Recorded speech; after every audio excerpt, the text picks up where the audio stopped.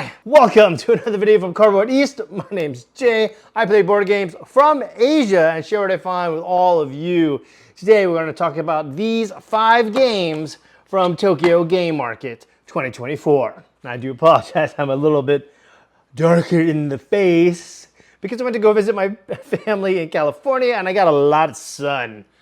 A lot of sun. But diving into the games. First up is a game about beans from the publisher Hoi Games. Now I'm just going to say it right off the bat. I think out of all the games that I played from Tokyo Game Market this year, I think this one is the most fun to play. A lot of games are interesting, a lot of games have a new spin on things. Some of them are really calculative. I'm having a great time strategizing and finding those tactical moments to kind of hoo-ha-ha my opponent. But this one is it's just simple fun. Haricots is one of the few games that's just cards. No bits, no tokens, no little meeples get in the way. It's just cards. And I do admit I'm a little bit biased because I do like shedding and ladder climbing games more than trick taking. We're the few and dying breed. But in Haricots, you are all beans?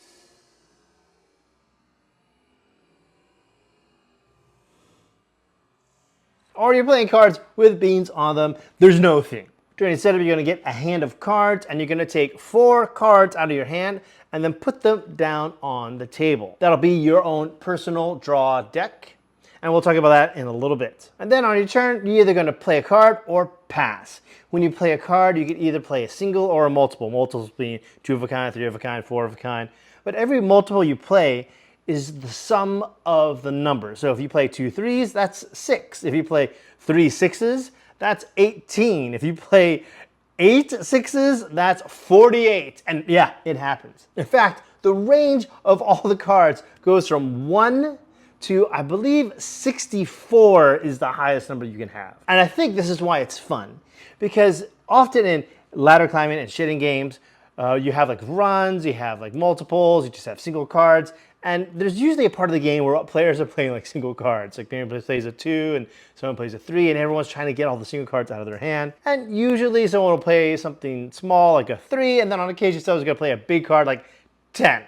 And people will comment and grunt and gruel like, disgusting, you monster, you're terrible. But in Haricots, it's hilarious when someone does that because it's not a jump from 3 to 10, it's a jump from 5 to 36 or 7 to 49.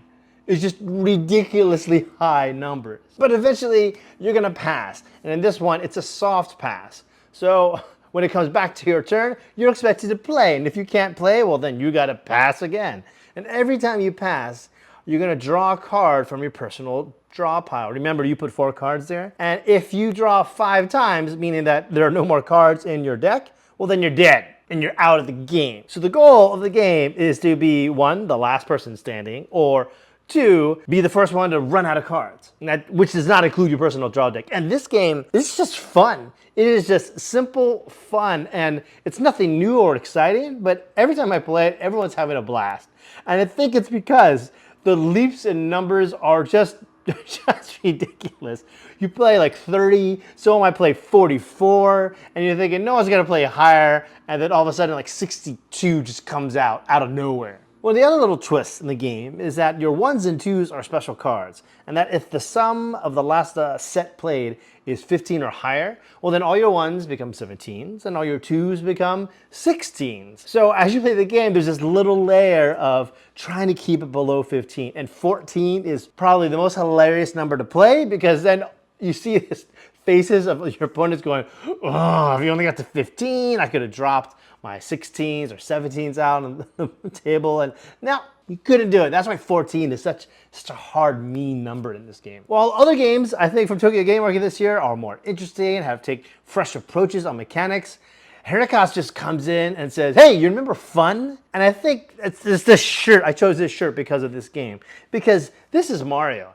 And Mario is never a game that's tried to be revolutionary. I mean, the first few kind of were, but it's not a series that try to implement like new, super innovative things. Instead, it's just trying to focus on fun and focus on where the fun is. And that's what I think Haricots does better than most of the games on this list and all the games that are reviewed in this series. And that is Haricots, strongly recommend. Next up is Go Out Girl. Go Out Girl! Go Out Girl has one of these weird themes where it's just all of a sudden people in high school are just fighting each other because that's somehow a very Japanese thing to do. Peaking at Battle Royale, I would have to say. But be that as it may, all these students are fighting, and this is yet another shitting game. And the card quality is quite decent in this one. Haricots as well. I forgot to mention that the quality of the cards is pretty solid.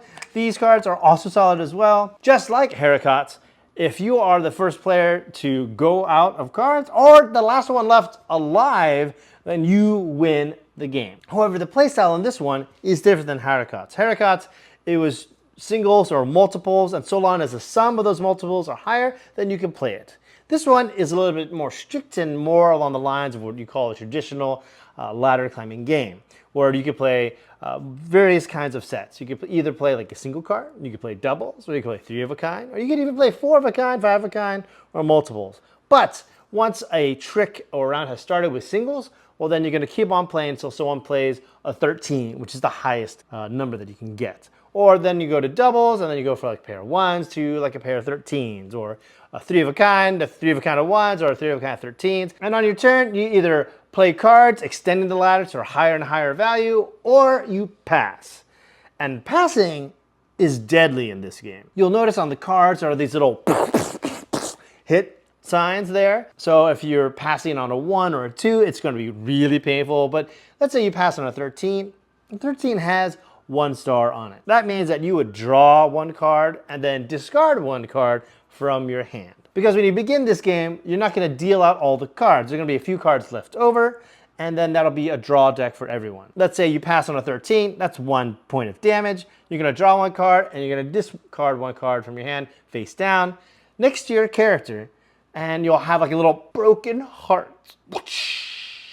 Each character has their own life that's written on their card, and as it shatters, if your broken hearts equal the number of your life points, well then, you're dead. And that is essentially the game. So you're probably thinking, Jay, this doesn't really sound like fun. Where's the fun, Jay? And the fun is in the characters. Because it's not a drafting of characters. Every player at the table has the same access to all 8 characters.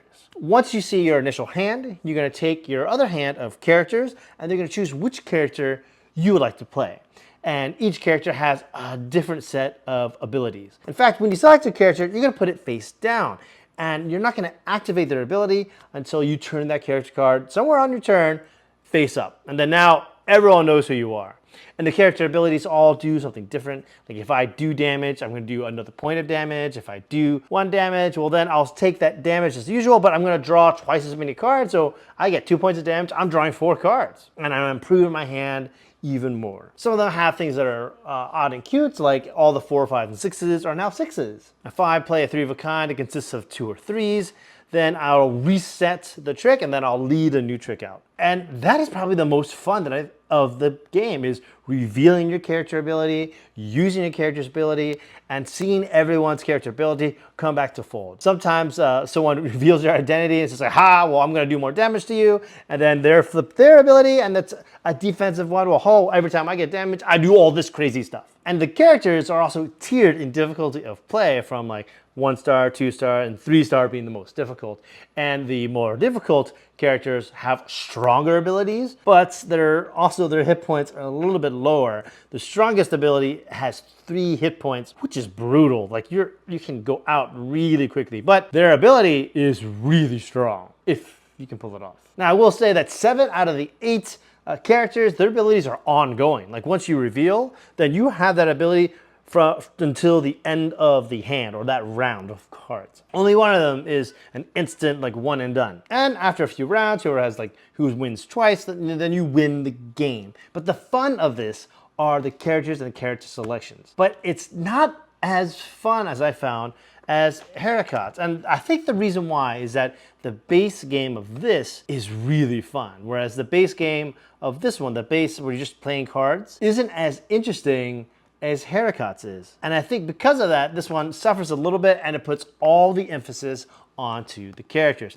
Now, there is an expansion that I got for this, but I haven't opened that up yet. I think in the expansion, it comes with, you get new characters. Apparently, the student council sees this fighting and goes, whoa, we're coming in. And the student council comes in and fights, which is hilarious. And there are different stages or different places where you fight. I think it's something like a theater department. You get to fight on the auditorium stage, and then maybe the set changes, and that changes the rules of the combat maybe a little bit. I haven't played with it yet, but I think your mileage may vary for this one. However, I have played my own little variant of rules where we use the system of this to play this game. And while that doesn't work for maybe one or two of the characters, the gameplay became a lot more fun. So I'll post on BGG what my variant is for this game, because with that variant, my group of friends have a lot of fun, even though the base game, how it is, how it's written, is still really solid. And I think it's a really good ladder climbing game. The Phantom of the Opera is here inside my mind. Go ahead, play this game without someone singing those tunes. It's impossible. I've tried. I played this with a few people already, and everyone wants to sing. Phantom of the Opera is the latest game from Korean designer GeoNil. Well, GeoNil has also done Ptolemy and Hipparchus, which are two-player games.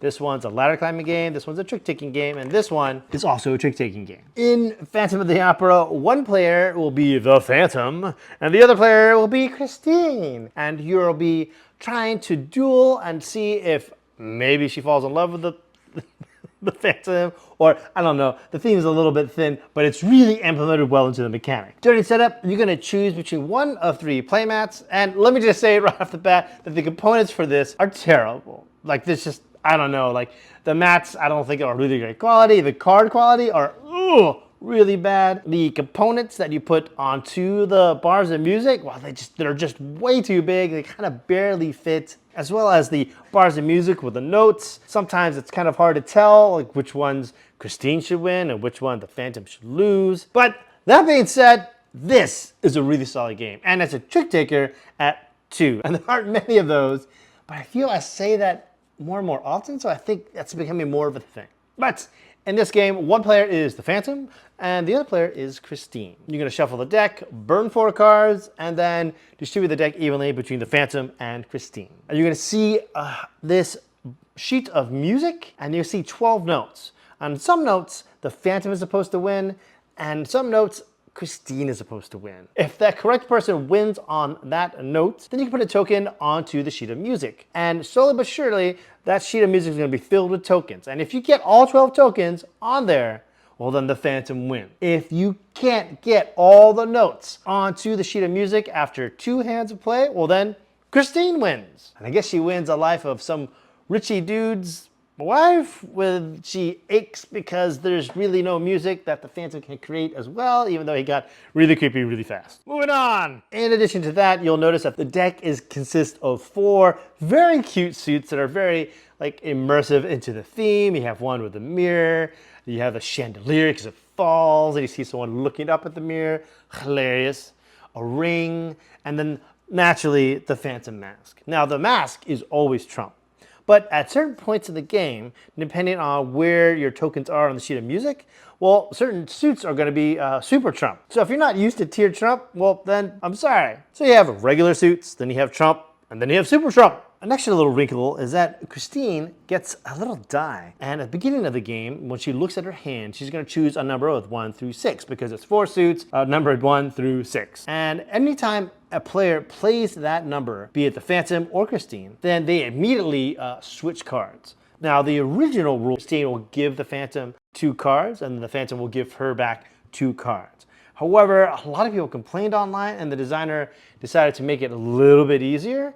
And that way it's just Christine gives 1 and the Phantom gives 1. And I personally think it's a little bit more balanced that way. But there is a good amount of card counting in this game where you can see where you are on the sheet of music, what's trump, what isn't, and keeping count of that and forcing Christine to play certain cards, forcing to give Christine cards so you know she has a card, and hopefully she doesn't have another card. So this game is kind of about counting those 1s and 6s of the suits knowing how you could pull out some other of the high cards and make sure that Christine wins when you want her to win, or Christine loses when you need her to lose. Now, a lot of people early on said that it's really difficult for the Phantom. And I played by the original rules, and I kind of felt that way, not really.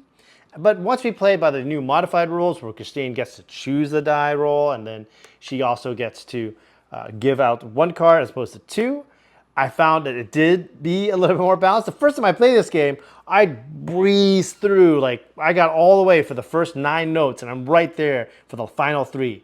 That was just the first hand. And I'm thinking, wow, I'm kicking butt. Wow, I'm doing really good as the Phantom.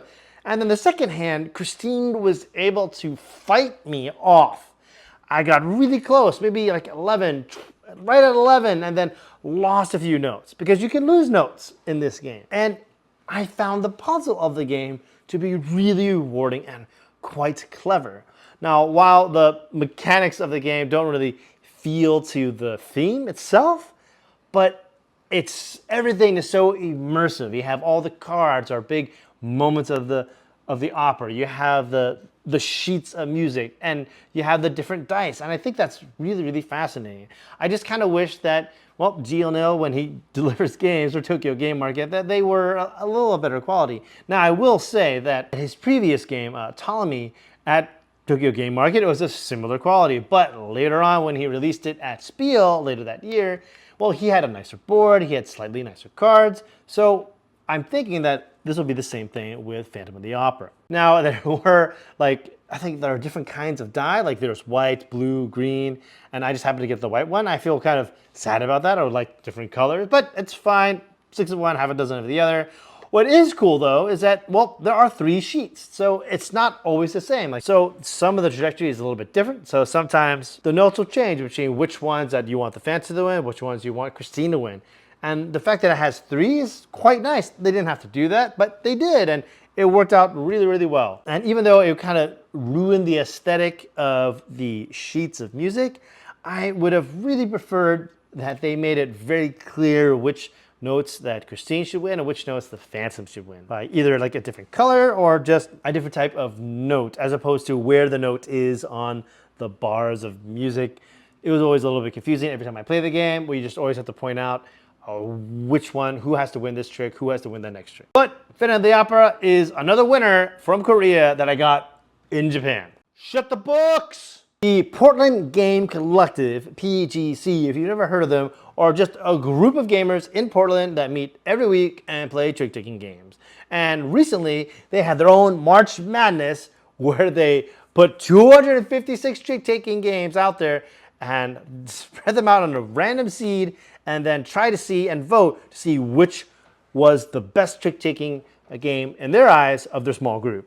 Now, of the final 16, 5 of them all came from one designer, and that designer is Taiki Shinzawa. Now, Taiki Shinzawa, for me, has always been, well, hit or miss with his designs. He does a lot of negative points, which can be absolutely brutal, and a lot of the groups that I play with aren't really big fans of negative points. That being said, Taiki Shinzawa really does a number on trick-taking games, because his games do feel very unique in how he approaches each of those designs. Shut the Books is another one of those great ones. Now, we'll say the card quality for this one is, but the arts and the UI and the design is amazing, and probably the best and a good example of how cards should look for a trick-taking game.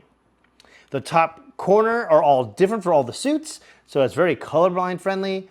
Also, the sides on the trim are all different. Icons for all the suits are very, very different. The only problem that I have is that the 6s and 9s can, be a little bit confusing. There's no dot and there's no line. So sometimes if the card is upside down, well, the 9 looks like a 6 and the 6 looks like a 9. And that has been confusing from time to time. Gameplay. After you deal out the cards, players are going to look at their hand and make predictions.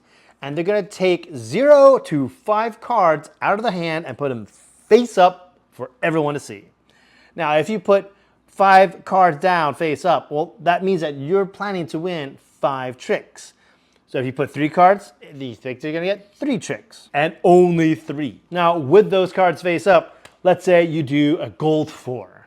Well, that means that for this trick, you're expecting one of those cards in the trick to be gold or to have the number 4 in it. Now, you can still obviously win tricks that, don't have gold or don't have 4. It's not great for you. You will get the lead, but you could lose a lot of points. You want to make your predictions perfectly each and every time. But that little wrinkle is really fascinating. Not only because you get to see all this open information before the game even begins, but because you can see what kind of suits, what kind of tricks people want. So you know if they're going to be invested in winning that trick or not winning that trick. So usually if you think that, well, I'm not going to win this trick, so I'm just going to play some other low card that I need from that suit, but no. In the previous game, I was just going to play a 3. But then I noticed, well, they really want a trick with 3 in it, so I don't want to help them. I'm going to give like a 4 and kind of throw them off. And it's really interesting to choose like which card that you want to lose with is really important in this game. Now, this can kind of rub a few people the wrong way. I played a lot of trick-taking games. So when I played the first time, I won by 12 points because I got all my predictions. You get 4 points if you get all your predictions. You get 2 points if you're off by 1.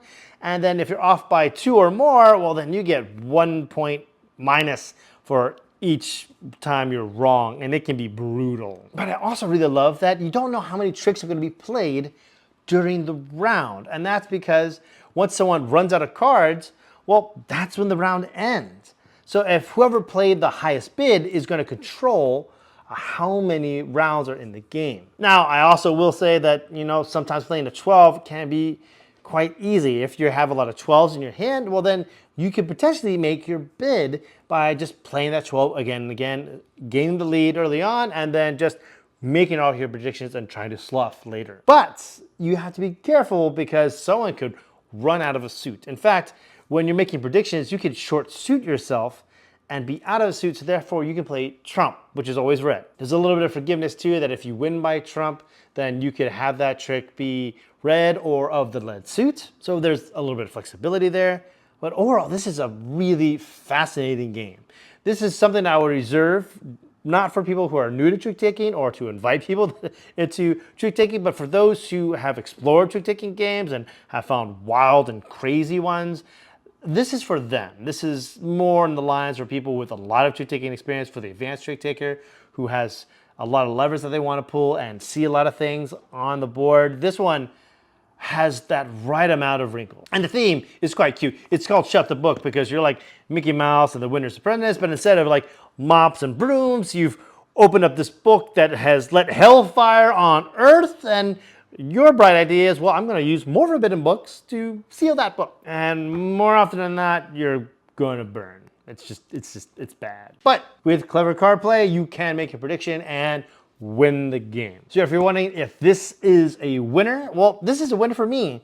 I'm very picky with Taiki Shinzawa games, and this one I think works for me because I love open information in trick-taking games, and I like trick-taking games where the amount of tricks that you have per round are not finite. Rocket Punch!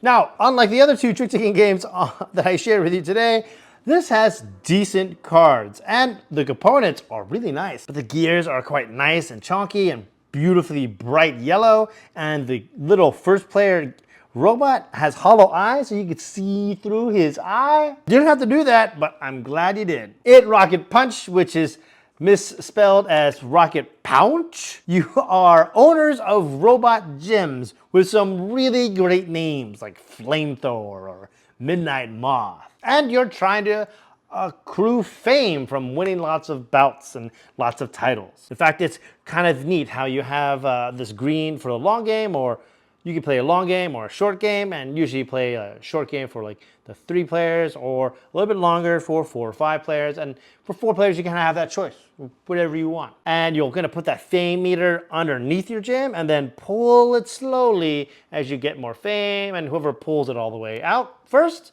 wins the game. Rocket Pouch is a may follow game.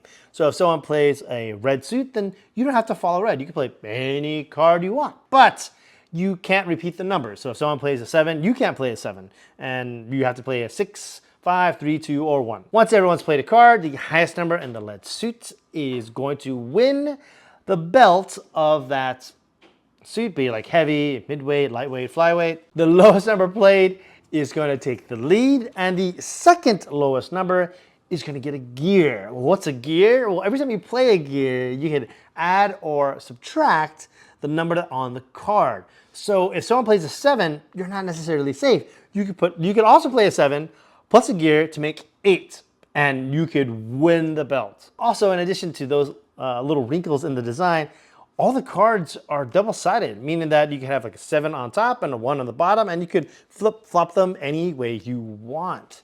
So this is a game about trying to go, so it's a really interesting game where you kind of want to be second lowest so you can get a gear, and then maybe you want to take the lead so that way you can use a gear with the card that you're leading with and win a belt that way. And I really like the flexibility that you have with all the cards being double-sided with double numbers, and they did a really good job of having lots of 1s, lots of 7s, a few 6s, and a few mid-range cards. So if you want a gear, you're gonna have to save your mid-range cards for those gears. And once you've accrued enough gears, well, then you could use those on your high number cards or your low value cards to bring that number even lower to get the lead, or bring that number higher in order to win the fight. What's even cooler is that once the hand is over, you get to keep all your belts, you get to keep all your gears, and you also keep the robot showing that you have the lead for the next round. And I kind of love how all this progression in the game stays with you and you don't lose any of it. And it's also quite nice that you can have a belt and then lose it because there are only 4 belts, 1 for each of the weight classes. So try to hold off, maybe get enough gear so you can get one of the belts that you need towards the end of the hand is something I've seen quite often, and it's a lot of fun because there's a lot of fun back and forth in the game. And seeing how many gears people have can be really, really tense because I can play a 7, but you may have a 7 with a gear, and that can be really, really painful. So trying to flush out high cards and try to flush out gears is another layer that you have to think about in this game. Also, I think it's really rad that all the robots each have a different name. And the 7s and the 1s, the 2s, 3s, 4s, they all look different. They all have a unique name. There's a lot of thought that went into this game, except for, obviously, Rocket Punch. But I will say that I really enjoyed this, and even though I think this is a far more interesting trick-taking game, this one is far more approachable, and more of the people that I played with that weren't really into a lot of trick-takers really enjoyed this one. Also, it has like that Hugh Jackman, Real Steel kind of moments, even though that movie is not really quotable. Woo! And those are 5 more games from Tokyo Game Market. So far, I've given you my impressions of 15 games that I've gotten from Tokyo Game Market. I'm slowly playing my way through more, and I got some really cool ones along the way. So make sure you like and subscribe so you don't miss those videos coming up next. Cardboard East is completely sponsor free, so if you want to support the channel, please check out the Patreon and subscribe because it really helps. Once again, my name's Jay. I play board games from Asia and share what I find with all of you. I'll see you in the next video.